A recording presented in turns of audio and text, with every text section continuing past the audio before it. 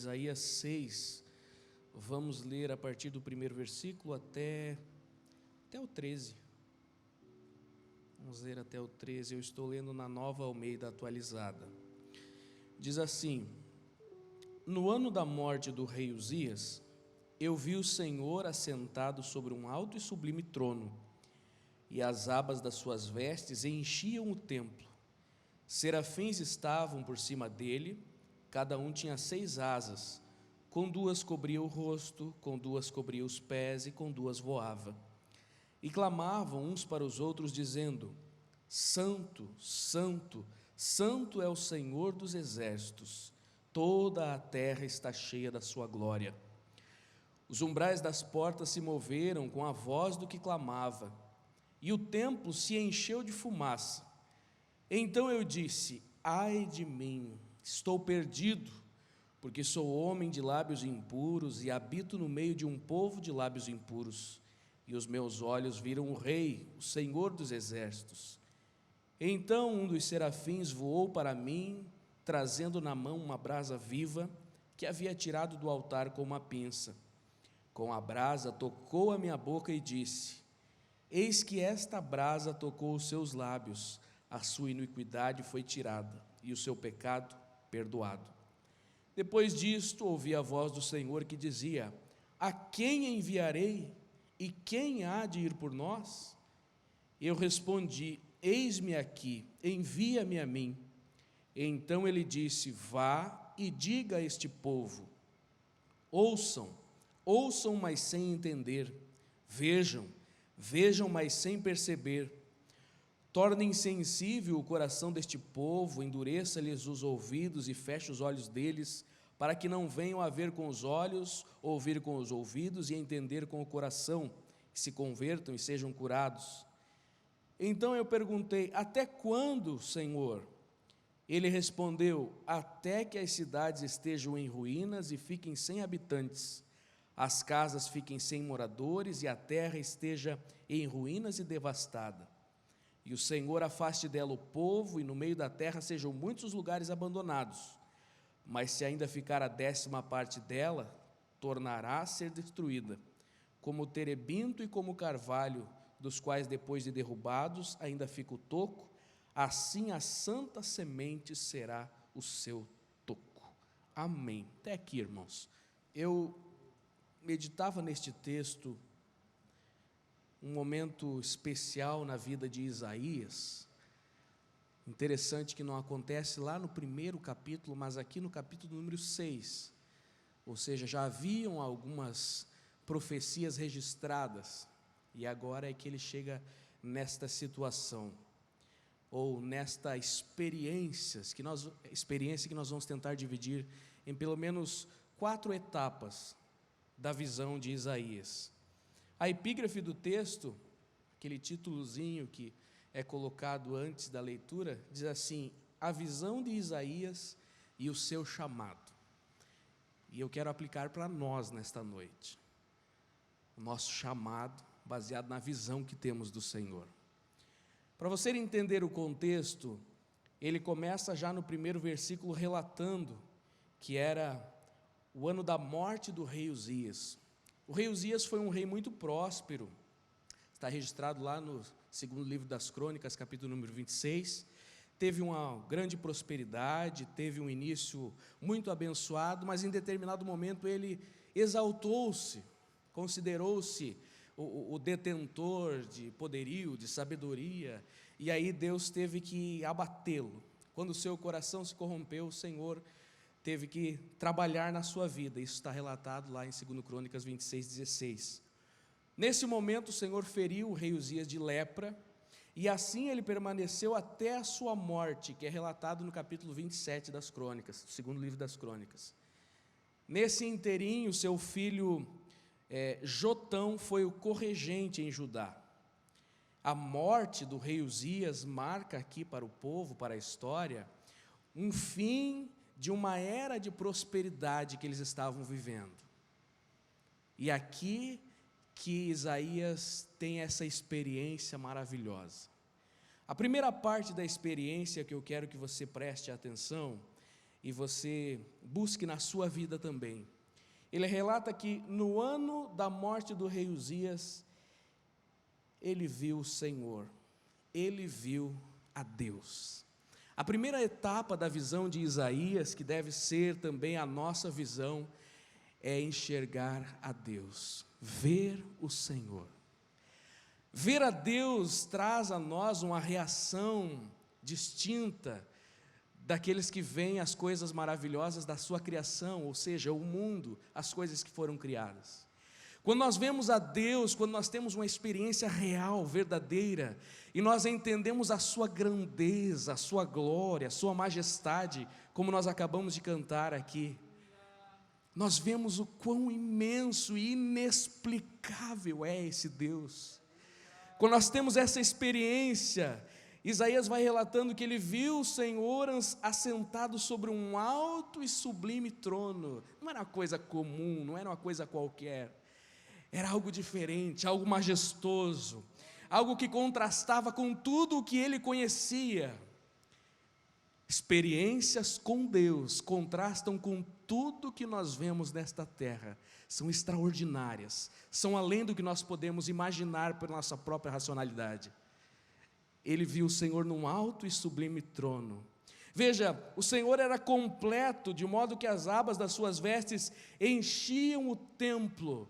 Não há falhas, não há espaço para completar as coisas de Deus. Ele é completo, perfeito. Não havia espaço para outra manifestação. O séquito, ou a orla das vestes, também simboliza pureza. Simboliza que o Senhor é puro e grande, perfeito em sua majestade.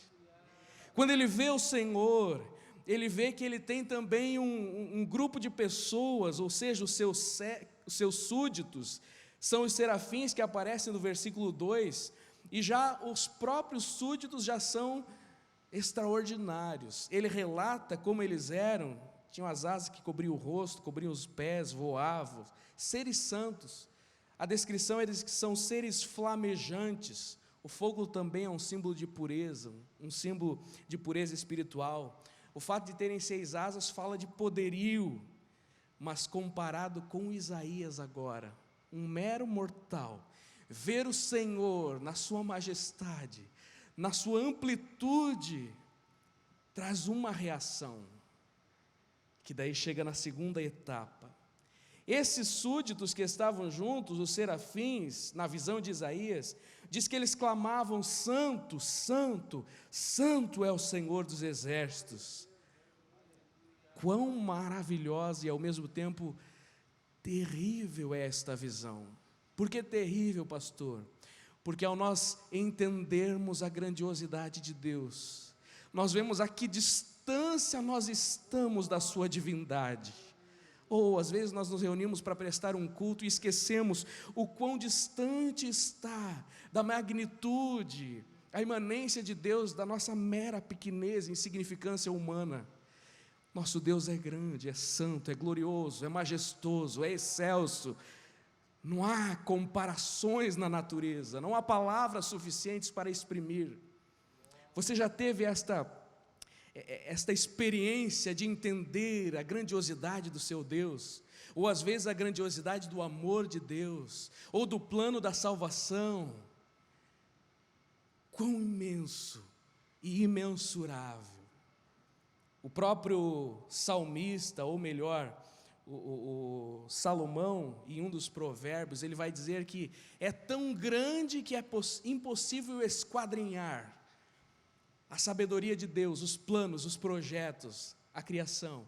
É impossível de esquadrinhar. O Deus que nós servimos é grande, é imenso, é inigualável, e nós o veremos, nós o encontraremos face a face. Se você ainda não teve essa experiência de entender o quão grande é o seu Deus, continue buscando, continue buscando. Nós precisamos nesta noite ainda, ou talvez na sequência, ver o Senhor. Às vezes a gente começa a chorar, começa a fluir em línguas estranhas, não sabe como agir quando está cantando e entende quão majestoso é esse Deus. E a gente só pode dizer: a Ele a glória, a Ele a glória, a Ele a glória. Ou como os serafins: santo, santo, santo é o Senhor. Aleluia. É esse Deus que se relaciona conosco. Quando Isaías tem esta parte da visão em que ele vê o Senhor tão majestoso, que ele fica perplexo, ele tem uma reação inclusive de temor, de medo, porque ele vê a Deus e ele analisa agora a si mesmo. A segunda etapa da visão de Isaías é ver a si mesmo, é olhar para dentro de si, entender a sua insignificância e ainda mais, entender o seu estado pecaminoso. Seres humanos pecadores. Isaías foi levado pela visão de ver o Senhor, foi levado a olhar para dentro, a olhar para o ambiente em que ele estava inserido, a olhar para a nação e para o seu falecido rei e entender o quão distante eles estavam da santidade. E aí ele exclamou, ele disse: ai de mim, estou perdido. Estou perdido porque eu, um ser tão imundo, estou vendo ao Deus santo, um Deus perfeito e inigualável. Ele diz: ai de mim.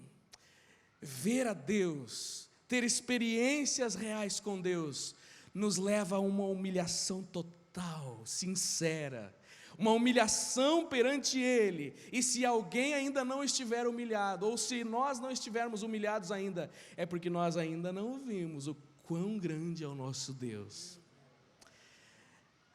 Cargos, títulos, posses, poderio humano, outros aspectos de poderio, capital político, capital financeiro, capital religioso, não importa, não há comparação. Nós somos pequenos, precisamos nos humilhar. Se ainda achamos que somos alguma coisa, precisamos buscar mais, nos ajoelharmos mais diante da cruz, até que estivermos bem prostrados e reconheçamos que somos pecadores. Nós precisamos ver o Senhor. Toda vez que nós pensamos ser merecedores de algo, toda vez que nós pensamos ser melhor do que alguém, aquele que está lá na cadeia, aquele que está caído na sarjeta, aquele que está em qualquer outra situação que você acha desprezível, nós precisamos ver o quão distante nós estamos de Deus. Isaías entendeu isso. Ele já havia sido usado em profecia, ele já estava nos lugares altos do reinado, mas ele entendeu e disse: ai de mim, eu estou perdido. Sabe, às vezes nós somos impactados com essa visão, com esta abertura, esta metanoia, abertura de mente, de modo que nós nos prostramos e choramos.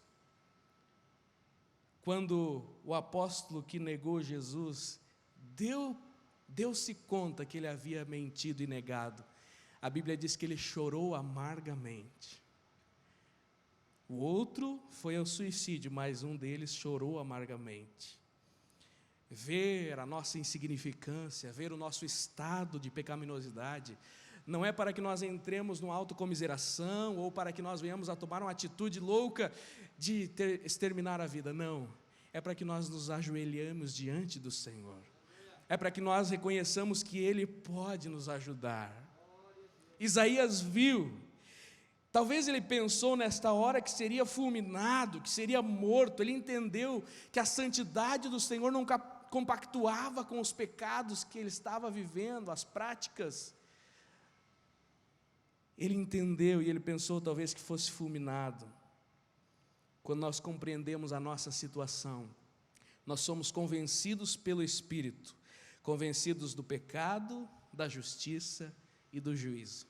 A tríplice ação do Espírito Santo: convencer do pecado, da justiça e do juízo, mas não para a perdição, para um desejo de correção, um desejo de melhorar. Todos nós já tivemos a experiência de aceitar a Jesus. O que é isso? É aceitar e pedir que Ele nos transforme, nos renove, opere em nós a sua boa vontade. Isaías clamou, exclamou: estou perdido. Mas aí o Senhor, pela sua maravilhosa graça, pelo seu amor, Ele faz com que Isaías veja uma solução, não baseada nele mesmo, mas baseada no Senhor. Isaías viu a solução provida por Deus para a sua vida de pecado, para a imundícia dele e do povo. Ele conseguiu entender o perdão através desta ação, no versículo 6. Salvação, o amor, a graça do Senhor. Foi quando um serafim pegou uma brasa com uma pinça, uma tenaz, e tocou a boca.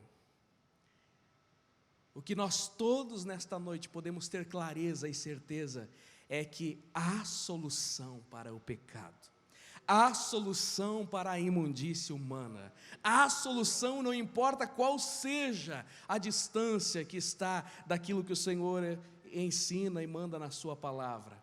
Há solução, não está em nós, mas está nele. Precisamos o perdão ou merecemos a morte. Precisamos uma transformação da iniquidade ou nós continuaremos neste pecado. Duas coisas acontecem. Quando ele é queimado pela tenaz, ou pela brasa, ele é perdoado o pecado e a iniquidade é tirada.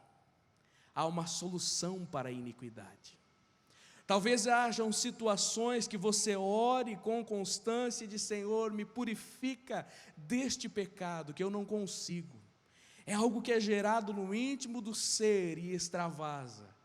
A Bíblia diz que o Senhor purifica, Ele tira a iniquidade, Ele transforma a natureza, Ele muda-nos. A santificação, o processo de santificação operado pelo Espírito Santo é ir transformando as nossas reações, nossa maneira de agir, de falar, de pensar, de olhar. Nós precisamos dar lugar ao Espírito Santo. Diz que o serafim tirou aquela brasa do altar, tirou do altar e trouxe e queimou, tirou com uma tenaz. A solução não veio ali da terra, das coisas que Isaías estava acostumado a ver, veio do altar.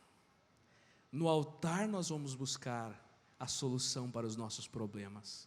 Aos pés do Senhor é que nós vamos buscar a correção para o nosso modo de viver.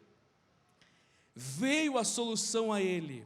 Os homens, nós, por nós mesmos, podemos fazer o maior esforço do mundo, podemos nos esforçar, podemos buscar, mas não alcançaremos o perdão.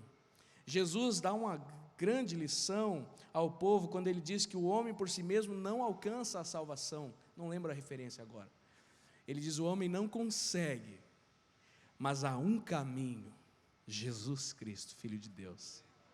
Este é o caminho para alcançarmos o céu. Só Deus pode mudar. A solução não está aqui em nós, mas a solução está nele. Se nós estivermos nele, nós seremos santificados, transformados, renovados e poderemos ter acesso ao céu. Então, Isaías, em primeiro lugar, ele enxergou a Deus, viu a majestade, entendeu o quão distante ele estava do propósito. Aí ele viu a si mesmo e viu quão imundo ele era. Lábios impuros e um povo de impuros lábios. Deus permitiu que ele fosse então perdoado e a iniquidade fosse atirada com fogo. E agora ele está preparado para a quarta parte da visão, que é ver a necessidade do mundo, ou a necessidade de Deus em função do mundo. Versículo 8 vai dizer assim, depois disso, ouvi a voz do Senhor que dizia: a quem enviarei? Quem há de ir por nós? Depois de estar perdoado, depois de ter a sua iniquidade tirada, agora ele pode ver a necessidade das almas que estão perecendo. Eu e você já estamos nesse estágio de entender o quão perdido está este mundo ao nosso redor, e nós podemos anunciar as boas novas. Ele viu a necessidade, ou ele entendeu a sua responsabilidade de falar do Senhor, de anunciar o Evangelho. O resultado de nós entendermos a grandiosidade de Deus, ou do amor de Deus, entender a nossa significância e pecaminosidade, receber o perdão, a transformação, o resultado disso é disposição para o trabalho, é o desejo de ser enviado, porque ele prontamente respondeu: eis-me aqui, envia-me a mim. Oh, coisa maravilhosa, quando nós temos essa disponibilidade, esse desejo de servir, e a gente ora e diz: Senhor, me usa para falar do teu amor para o meu colega, me usa para orar pela vida de alguém e ele ser curado, me usa para pregar a palavra, me usa para cantar um louvor, me usa, Senhor, eis-me aqui, envia-me. Oh, coisa maravilhosa, coisa tremenda, e o Senhor aceita esta nossa voluntariedade e responde: então vá e fale assim, assim e assim. Aleluia. É a hora mais do que nunca de nós nos colocarmos à disposição do Senhor. Há tantas almas ainda que não foram alcançadas, há tantas pessoas caminhando a passos largos para o abismo, com os olhos fechados, eles não viram o Senhor. A Bíblia diz que Cristo em nós é a esperança da glória, ou seja, a manifestação do Senhor é a esperança que eles têm de ver a glória de Deus através de nós.